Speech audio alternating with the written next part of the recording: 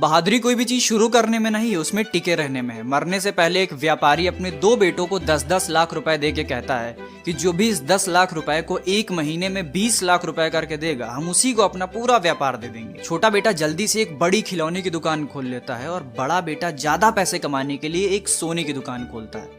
दोनों ही दुकान बहुत अच्छी चलती रहती हैं, लेकिन कुछ समय बाद दोनों की ही सेल्स डाउन हो जाती है। अब बड़ा बेटा दिमाग लगाता है और अपनी सोने की दुकान बेच के एक बाइक एजेंसी ले लेता है, ताकि बस 20-30 बाइक बेच के उसके पास 10 लाख रुपए आराम से आ जाएं। दुकान खुलते ही बाइक्स भी बिकना शुरू हो गई, सब कुछ अच्छा चल रहा था। लेकिन छोटे बेटे की खिलौने की दुकान की सेल्स बिल्कुल डाउन हो गई थी। अब बड़ा बेटा और ज्यादा पैसे कमाने के लिए बाइक की एजेंसी भी बेच के कार की एजेंसी ले लेता है। ये भी बहुत अच्छी चल रही थी, लेकिन अब बड़े बेटे के पास धीरे धीरे पैसे कम होने लग गए थे और धीरे धीरे सेल्स भी डाउन हो गई। उसके कुछ दिन बाद छोटा बेटा 20 लाख रुपए लेके आता है और अपने पिताजी को दे देता है। बड़े भाई को कुछ समझ ही नहीं आता है कि इसने खिलौने बेच बेच के कैसे 20 लाख रुपए इकट्ठा कर लिए। तो पिताजी समझाते हैं कि बेटा, उस खिलौने की दुकान की सेल्स नहीं कम हुई थी, बल्कि उस समय बच्चों में ये बात फैलना शुरू हुई थी कि अपनी बाजार में एक बड़ी खिलौने की दुकान खुली है। और कुछ दिन बाद उन्हीं बच्चों की भीड़ से सेल्स आना शुरू हुई।